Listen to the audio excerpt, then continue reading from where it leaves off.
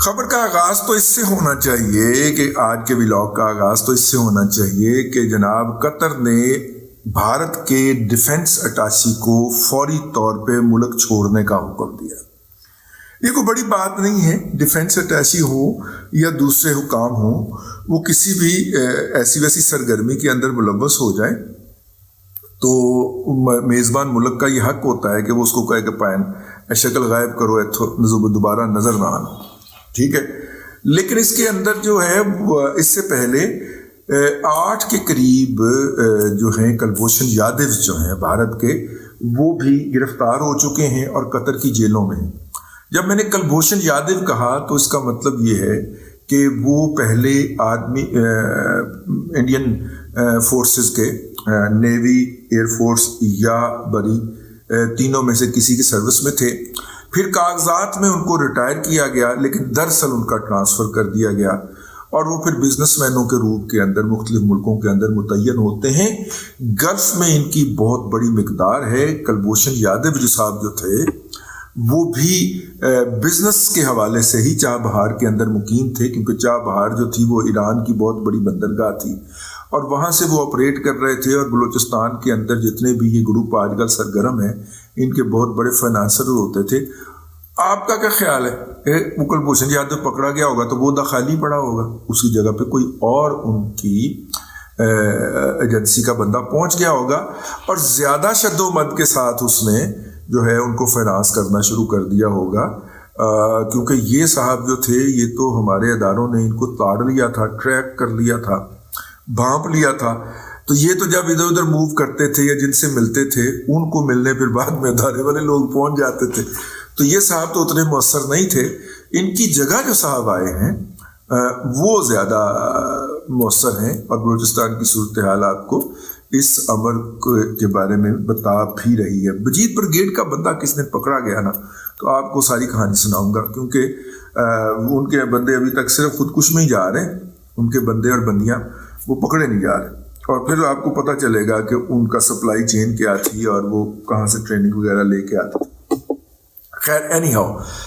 تو جناب وہ 8 کلبھوشن یادو جو ہیں وہ قطر کی جیل میں ہیں، اور قطر بھارتی حکومت کی جو کونسلر رسائی ہے وہ ان تک نہیں دی جا رہی، کیونکہ وہ جاسوسی کرتے ہوئے پکڑے گئے اور جاسوس کو کونسلر رسائی نہیں ملا کرتی۔ لیکن جب اس کے حوالے سے جو ناپسندیدہ سرگرمیاں جو ہیں سفارتی زبان کے اندر وہ کرتے ہوئے ان کے دفاعی اتاشی پائے گئے ہیں، تو اس کے بعد پھر جناب انہوں نے جو ہے ان دفاعی اتاشی صاحب کو فوری طور پہ ملک چھوڑنے کا حکم دے دیا ہے۔ پرانے زمانے میں جب روس اور امریکہ کے درمیان کولڈ وار چلا کرتی تھی تو اس وقت وہ ایک دوسرے کے سفارتکار نکالا کرتے تھے۔ ہماری بھی جب انڈیا کے ساتھ بہت زیادہ ٹینشن ہوتی تھی تو ہم بھی یہی کیا کرتے تھے، ایک بندہ ہم نکالتے تھے، ایک بندہ وہ نکال دیتے تھے اسی عہدے کا،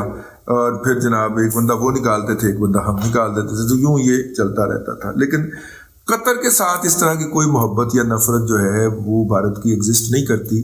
قطر نے اگر کیا ہے تو وہ پھر نکو نک آگے کیتا ہونا، پنجابی میں جو کہتے ہیں نکو نک ہو کے کیا ہوگا۔ قطر ویسے بھی لبرل آدمی ہے، وہاں پہ بہت سارے دنیا بھر سے جو تنظیمیں ہیں ان کے نمائندگی وہاں پہ موجود ہیں، اور وہ اس حوالے سے ذرا بھی پریشر نہیں لیتا۔ جو انیشل خبر چھپی ہے الجزیرہ کی ویب سائٹ کے اوپر دستیاب ہے، اس میں یہ ہے کہ موصوف جو تھے وہ اسرائیل کے ریلیٹڈ انفارمیشن جو تھی وہ اکٹھی کرنے کی کوشش کر رہے تھے۔ یہ ڈیفنس اٹاشی کے اوپر الزام لگا ہے۔ تو 8 کلبھوشن یادو پکڑے جانے کے بعد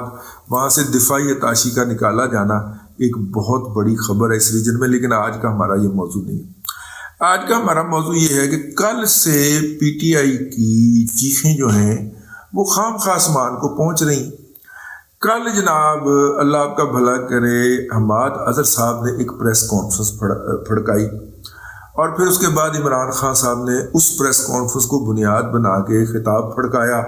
اپنی خواتین سے۔ آج کل وہ خواتین کے ساتھ خطاب بتاب کر کے تو اپنا امیج بہتر کرنے کی کوشش کر رہی ہیں۔ یہ دیکھیں ہماری خواتین تو ہم پہ بڑا اعتبار کرتی ہیں نا، وہ ہمارے قائد سے ڈرتی تو نہیں ہے نا، ٹھیک ہے نا۔ وہ دیکھیں ماما ورچوئل خطاب کر رہے تھے، کوئی انٹرویو بھی ریلیز کیا انہوں نے، لیکن حماد اظہر صاحب کا جو حملہ تھا وہ فیٹل حملہ تھا۔ یہ ویسا ہی حملہ تھا جیسے شوکت ترین نے پنجاب اور KPK کے وزراء کو کہا تھا کہ آپ IMF کو خط لکھیں کہ ہم جو ہیں وہ وفاقی حکومت کے ساتھ نہیں ہیں، اور یہ جو کچھ آپ کو لکھ کے دے رہے ہیں ہم اس سے ایگری نہیں کرتے۔ یہ بالکل بعین ہی اسی طرح کا دھماکہ تھا جو انہوں نے کیا، اور اللہ آپ کا بھلا کرے۔ اور اس کا نتیجہ ہم سب کے سامنے ہے۔ مطلب اگرچہ وہ مؤثر نہیں ہو سکا، حکومت کو بر وقت پتہ چل گیا، وہ کال لیک ہو گئی، وہ جو کیا کہتے ہیں اس کو، ہاں ایک سے زائد بندے جس کال میں ہوتے ہیں، ہاں وہ کال لیک ہو گئی، لیکن بہرحال انہوں نے تو اپنی حرکت کر دی تھی۔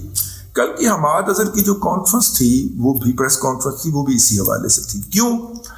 اسی لیول کی، مطلب کہ آپ اسے کیا کہہ لیں، یخ کہہ لیں، چس کہہ لیں، بونگی کہہ لیں، ٹھیک ہے، کھچ کہہ لیں، مطلب باقی الفاظ جو ہیں وہ ناقابل بیان ہیں جو ان کو کہے جا سکتے ہیں، کیونکہ موصوف نے یہ پریس کانفرنس اس وقت فرمائی اور اس پہ عمران احمد خان نیازی نے گرا اس وقت لگائی جب پاکستان کا ایک فل وفد جو ہے پرائم منسٹر کی سربراہی میں وزیر خارجہ، وزیر ماحولیات، ٹھیک ہے، اور وزیر خزانہ، یہ جناب پہنچے جنیوا، کیونکہ وہاں پہ پاکستان نے اقوام متحدہ کے ساتھ مل کے ایک ماحولیاتی کانفرنس رکھی۔ آج کل ہم مانگنے تانگنے والی اس طرح کی ایکٹیویٹی کو ماحولیاتی کانفرنس کہتے ہیں، ماحول بن رہے۔ ماحولیاتی کانفرنس رکھی، ہم نے دنیا کو کہا کہ جی آپ نے دنیا میں جو گیسوں کا اخراج شروع کیا ہوا ہے، جو گند ڈالنا شروع کیا ہوا ہے، اس کے نتائج ہمارے ملک میں آنا شروع ہو گئے ہیں، فلیش فلڈز آتے ہیں، پتھر اپنا وہ کیا ہوتے ہیں، بادل پھٹنے کا جو ہوتے ہیں نا، اس طرح کے منظر ہوتے ہیں، اور پانی اتنی تیزی سے آتا ہے کہ وہ سب کچھ بہا بہو کے لے جاتا ہے۔ اس علاقے میں تو رہنے والوں کے ویسے بھی گھر جو ہیں وہ کچے پکے ہی ہوتے ہیں، تو وہ ان کو اڑا کے رکھ دیتا ہے وہ جو فلیش فلڈ آ رہا ہوتا ہے۔ تو ہماری اتنی آبادی جو ہے وہ آ گئی ہے، وہ متاثر ہوئی ہے، اور اتنا انفراسٹرکچر ہوا ہے، اور ہم نے $16 ارب کا بل رکھا ہے ان کے سامنے، یہ اتنے کم از کم ان لوگوں کی بحالی کے اوپر لگ سکتے ہیں۔ تو آپ کی مہربانی ہے آپ اس میں حصہ ڈالیں۔ اگر آپ کو میں بات یاد دلاتا چلوں تو اس سے پہلے بلاول بھٹو زرداری صاحب نے اسی طرح اقوام متحدہ کے ساتھ مل کے ایک فنڈ ریزر رکھا تھا، اور اس فنڈ ریزر کے اندر ہم نے کہا تھا کہ دے جا سخیہ رائے خدا تیرا اللہ ہی بوٹا لائے گا، $50 کروڑ یا $500 ملین کی ہم نے ایک رکھا تھا، یہ ٹارگٹ رکھا تھا، اور اس میں جو وعدے ہوئے تھے وہ تقریباً $1.5 کروڑ کے، مجھے اگر یاد پڑتا ہے 1.6 کے یا $1.4 بلین کے وعدے ہوئے تھے، لیکن بعد میں پتہ چلا کہ ملا اس میں سے سارا کوئی 14-15 کروڑ ہی، ٹھیک ہے، 14-15 کروڑ ہی مل پایا ہمیں، اس سے زیادہ نہیں ملا، حالانکہ $1.5 ارب کے یعنی کہ 10% مل پایا۔ وہ ہم یاد کروا کے ملکوں کو رہ گئے، تو کہ جناب اچھا وہ اگر پیسے آ جاتے تو یہ والی صورتحال نہ ہوتی جو ادائیگیوں کے توازن کے حوالے سے پیش آ رہی ہے۔ تو وہ جناب انہوں نے کر دیا، اللہ آپ کا بھلا کرے۔ وہ جو وعدے تھے وہ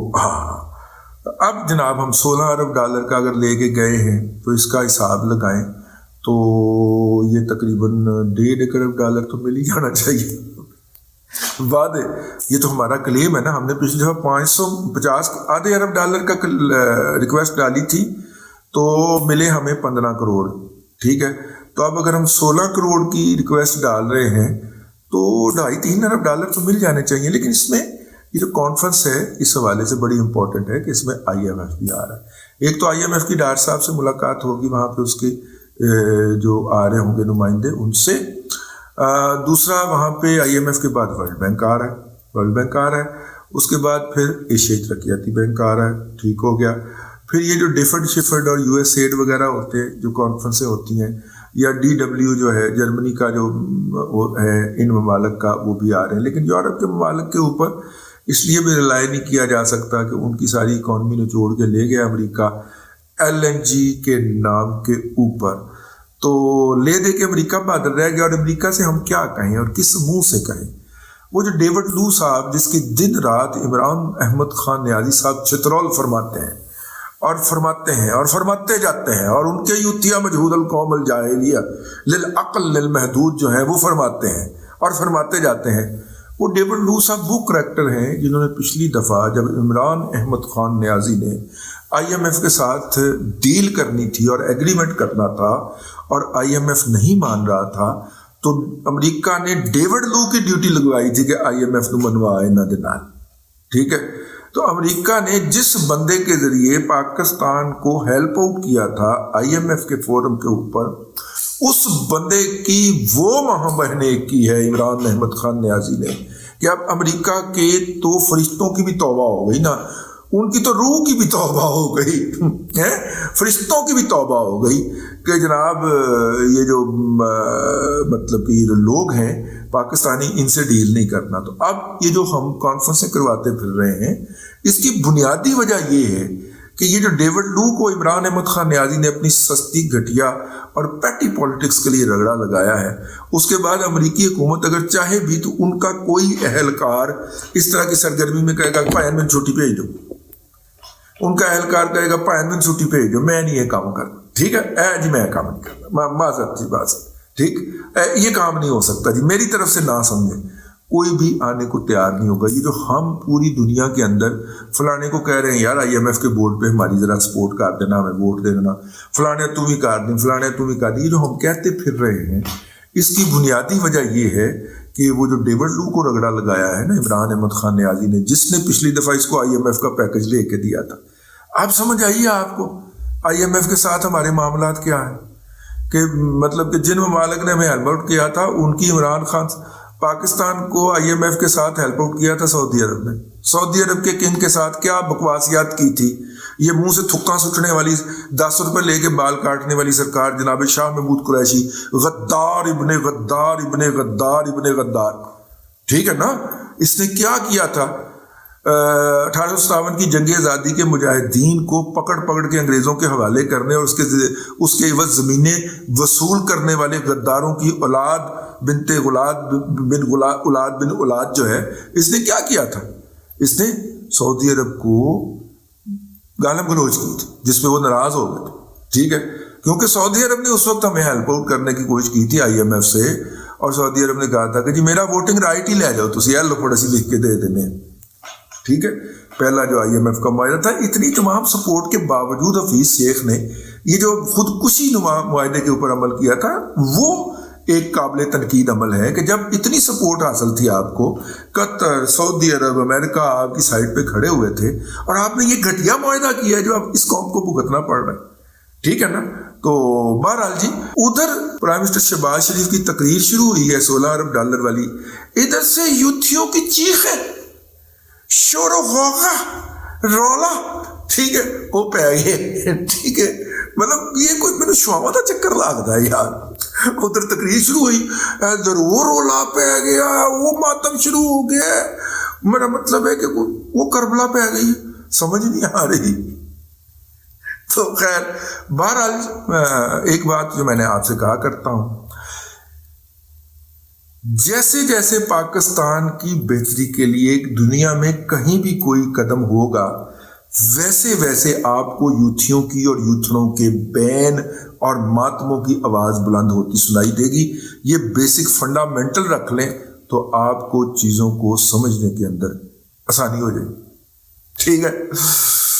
بس اب تک کے لیے اتنا ہی. اگلے ولاگ کے اندر پھر حاضری ہوگی. اللہ تبارک و تعالیٰ آپ کو آسانیاں عطا کرے اور آسانیاں خلق خدا میں تقسیم کرنے کی توفیق عطا کرے.